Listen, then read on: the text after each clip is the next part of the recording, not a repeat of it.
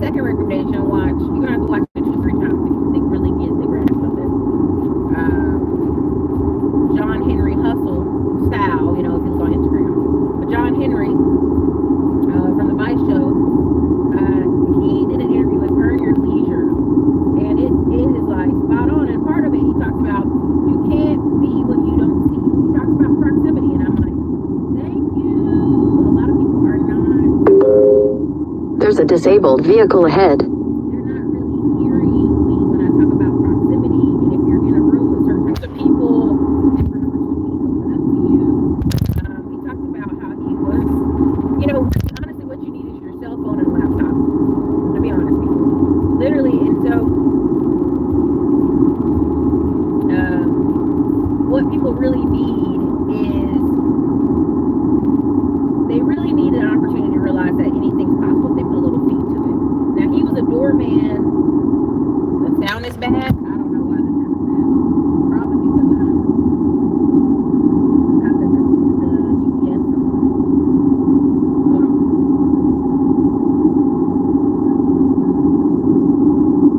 Put my headphones on. The volume is low. Okay, I heard you. Nothing's blocking my speaker.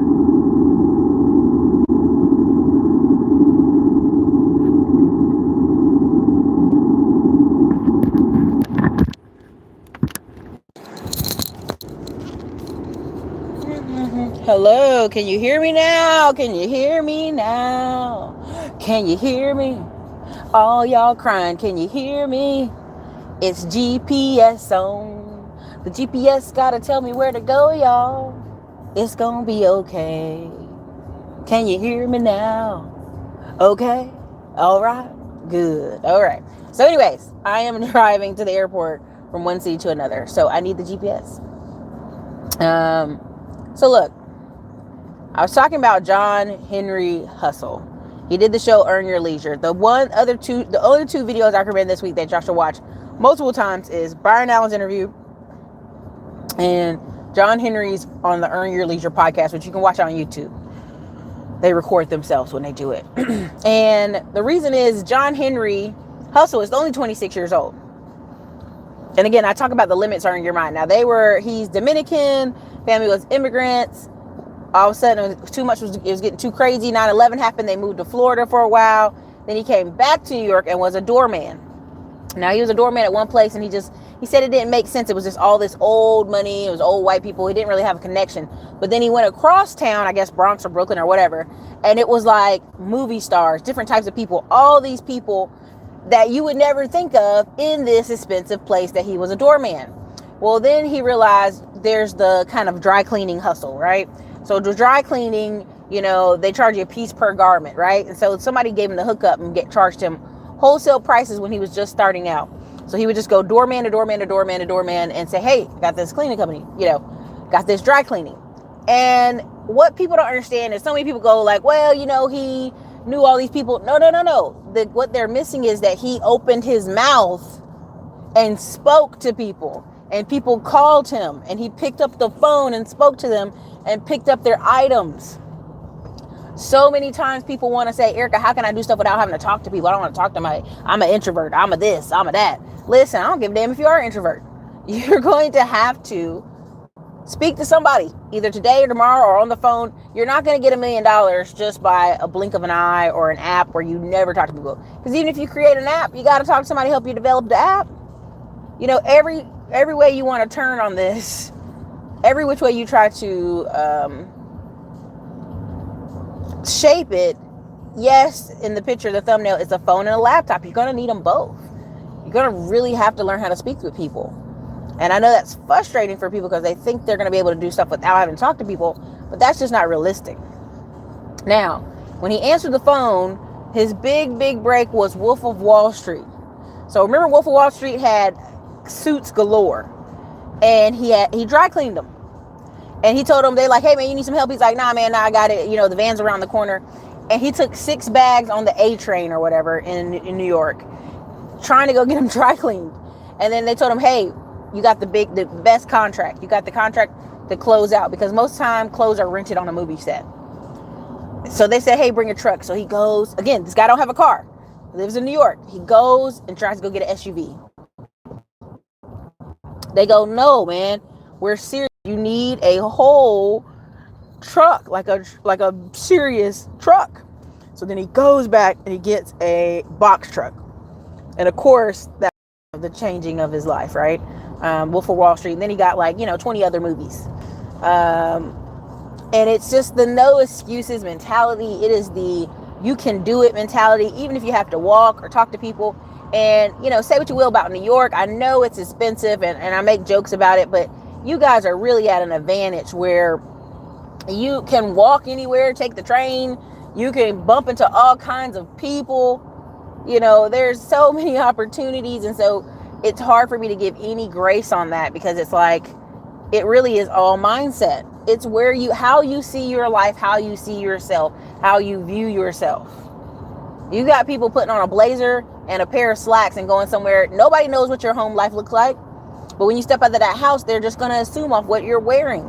And I know New Yorkers wear Timberland boots everywhere, but that's just another story for another day. But what happens is people talk themselves out of deals. They talk themselves out of opportunities. What if he said, well, I ain't got no car, I can't come get these clothes for the whole movie set, which would have been literally probably $30,000, $50,000, $40,000 profit after he got them dry cleaned, if not more, right? And when you talk to people, they talk themselves out of deals. And so I was on the computer and I was just listening, and he's saying you can't be what you don't see. And this is a big thing about me. When I talk to you about getting in the neighborhood and owning a house, kids can't do what they don't see. People are trying to tell their children, you need to buy a home, you need to go to you are doing. This is why I took my nephews this weekend on a vacation. This is why I take my nephews with me when I'm going to take them with me on the last truck I purchased, so they can see it with their own eyes.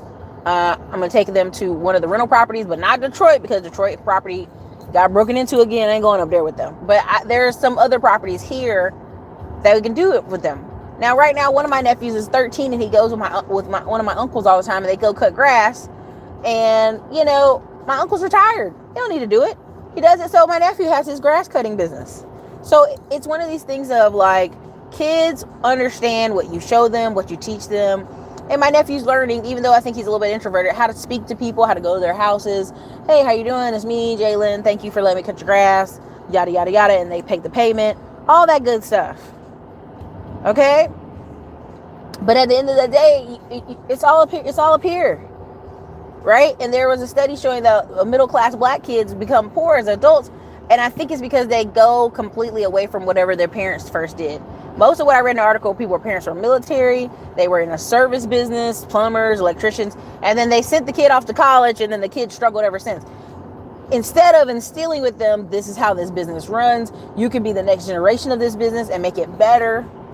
You can go in the military this time and have a better ASVAB store, or be an officer instead of enlisted. They're losing the opportunity to see how their life can be improved.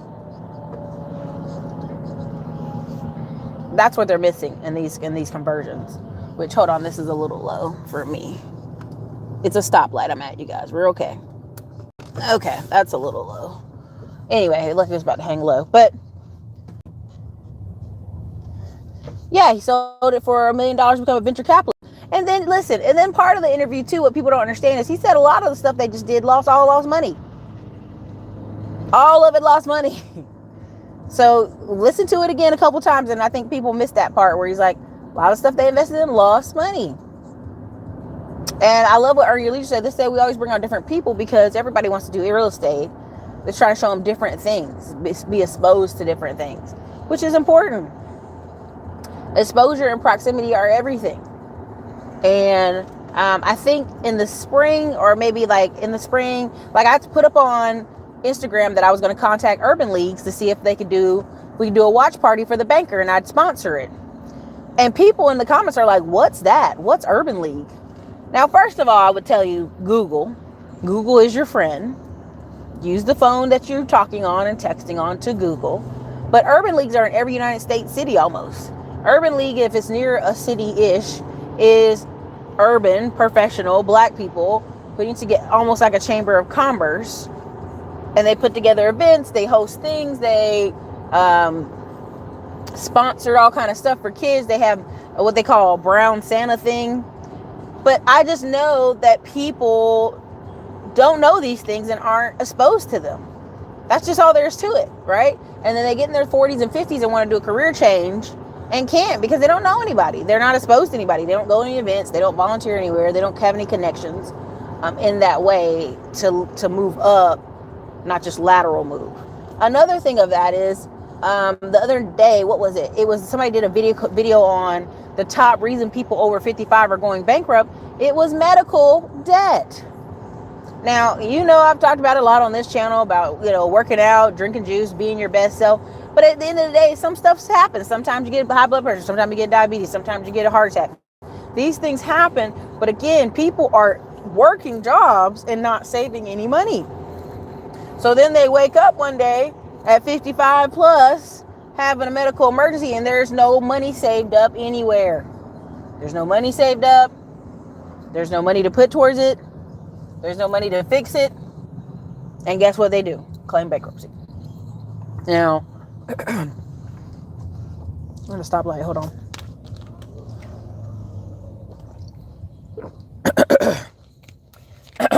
Excuse me.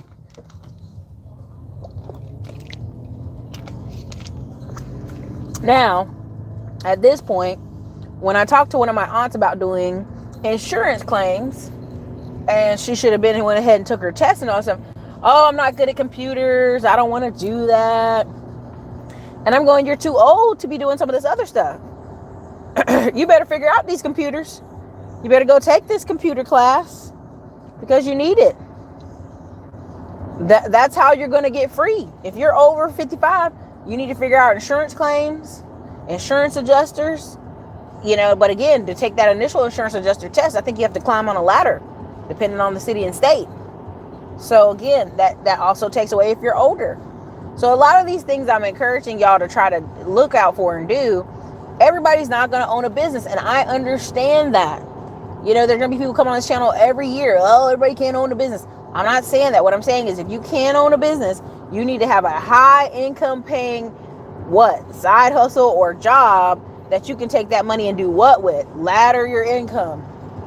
How will you ladder your income? How will you put your money in monthly dividend stocks? How will you put your money in other investments? It will be from the high income job.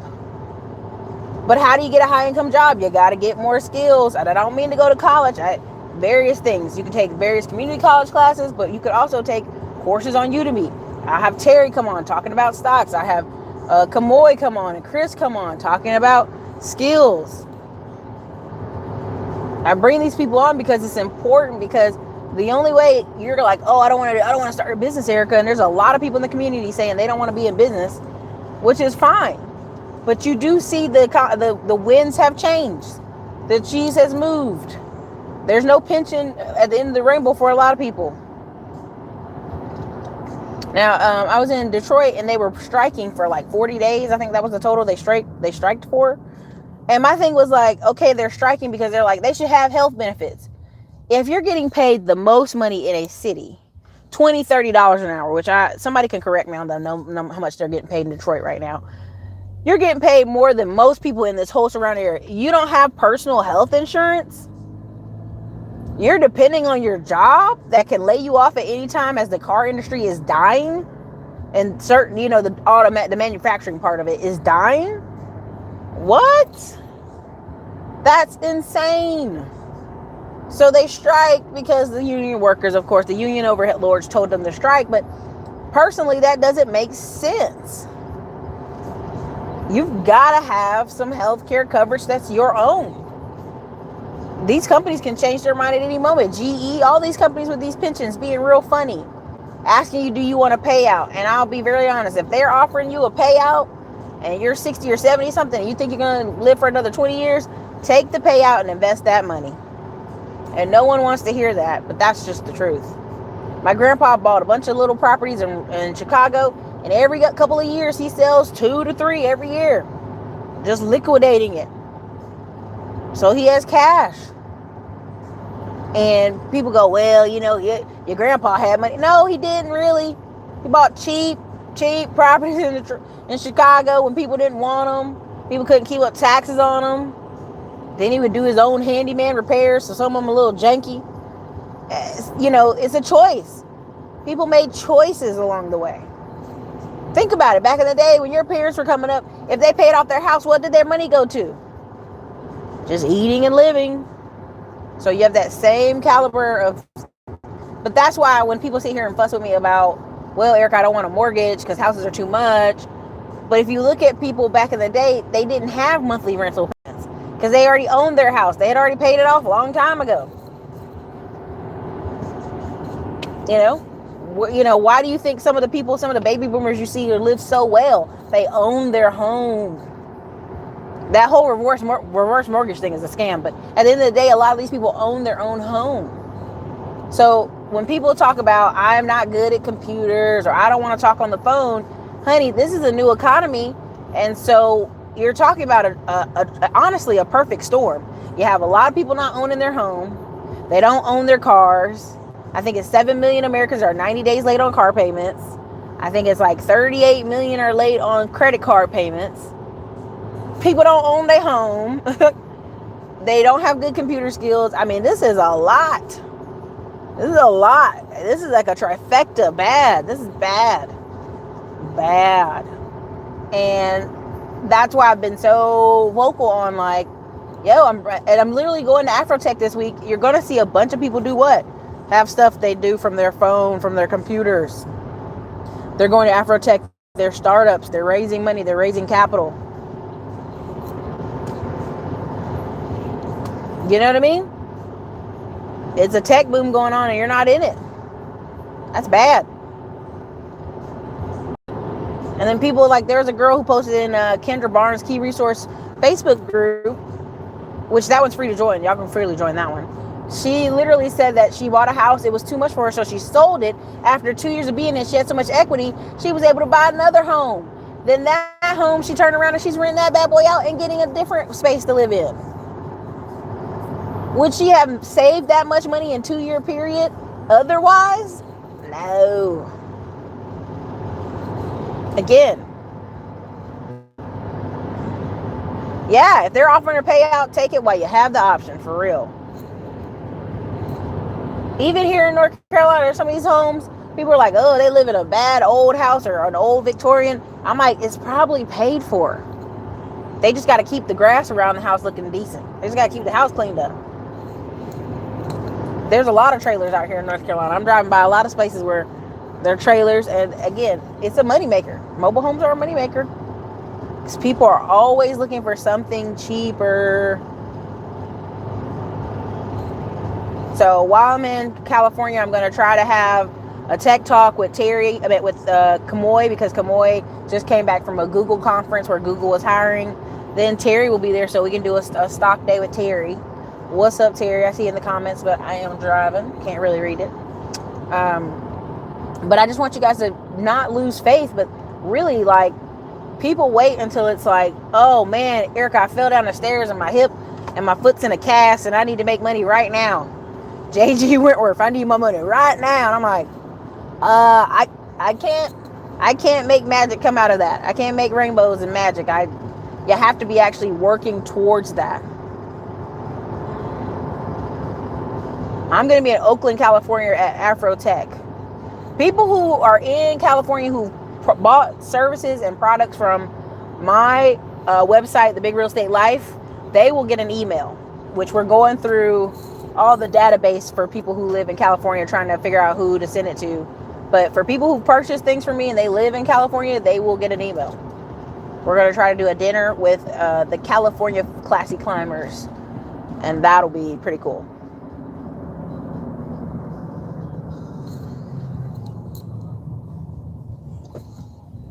Y'all, if y'all see how little this post office is, you'd laugh that I'm passing by in the middle of nowhere. Just really not in the middle of nowhere. It's 87. If you've purchased products and services and live in California, you will most likely get an email. Just is what it is. If you haven't bought anything and you're not on email list, you won't get it. So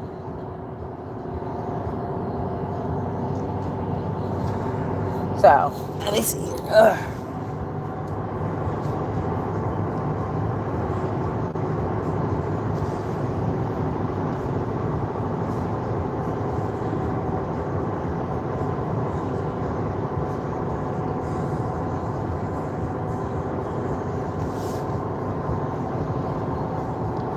And also, let me be very clear. If you're watching this channel and you have any complaints at any given time about me driving while I do these videos, while I'm talking to these videos, like, you don't have to watch.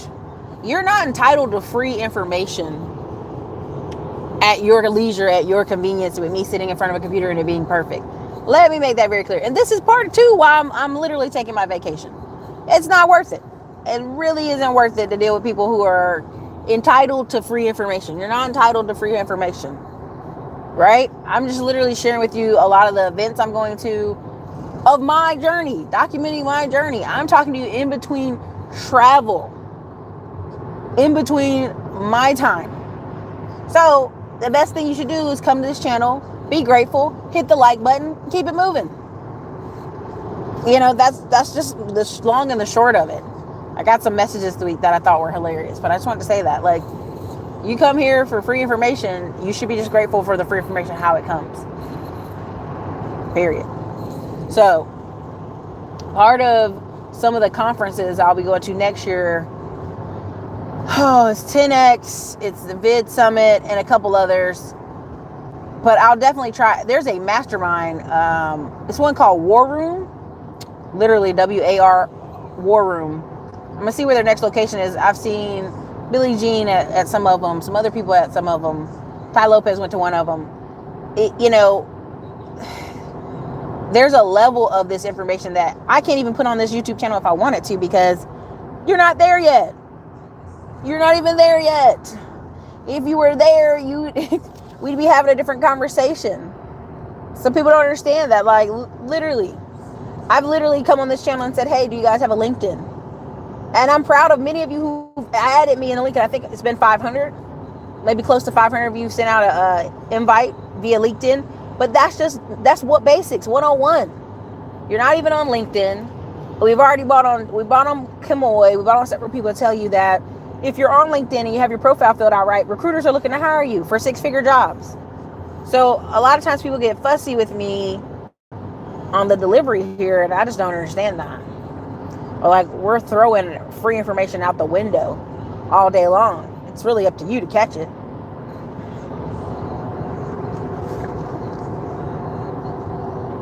Yeah, I really like that. I see some of your comments, but I really like how John Henry broke out the reality TV, which he didn't understand. He was like, yeah, I want $20,000 per episode, which he's thinking Real Housewives of, whatever.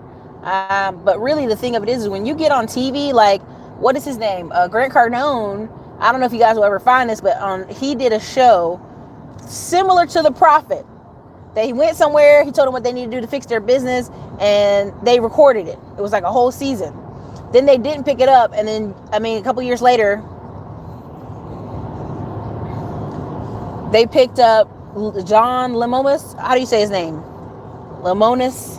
Somebody put his name in there. However you say that guy's name, who does The Prophet now. And Grant Cardone to this day is like, yo, what the crap? You guys basically saw me on TV and stole the same ideal. It's on National Geographic, but you can buy it off Amazon if you want to really see the season that bad. But it's Grant Cardone basically The Prophet, basically. And he did a great job. So, and that's part of why Grant's like, if he could ever get on TV, he'd be really doing it. Which everybody keeps telling him the next level, but he's got to decide to do that.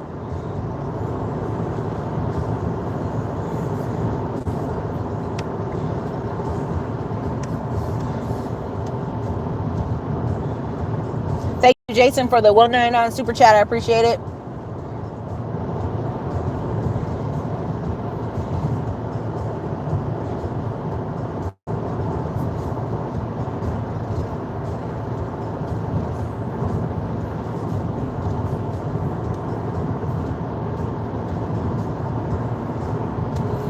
Lamonis, yeah. I think it's Don Lamonis or whatever Lamonis. But at the end of the day, that's kind of why I see all this information out there, but I don't see people taking action. That's all. It's out here. I continually provide it on this channel. Old videos every day still make money. But I just know people's attention spans are goldfish. And Instagram has turned us into goldfish. And that's part of why there's a couple different resources I have, but I don't bring them on the channel directly because I feel like people will use them and then be like, oh my God, Erica, I used these people and then I got in credit card debt, or I did this, or I did something wrong, and try to throw it back on me. And that's not how that's going to happen. That's not how that's going to play out. So there's a lot that you can do with your laptop, with your phone and your laptop, and you really can.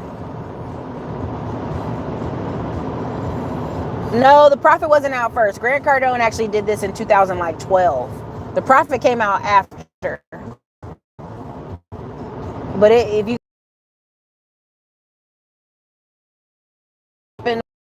the older lady, if somebody can put her name in there, older blonde lady, she came in, she was doing a great job, and then they ran the show with the young blonde lady.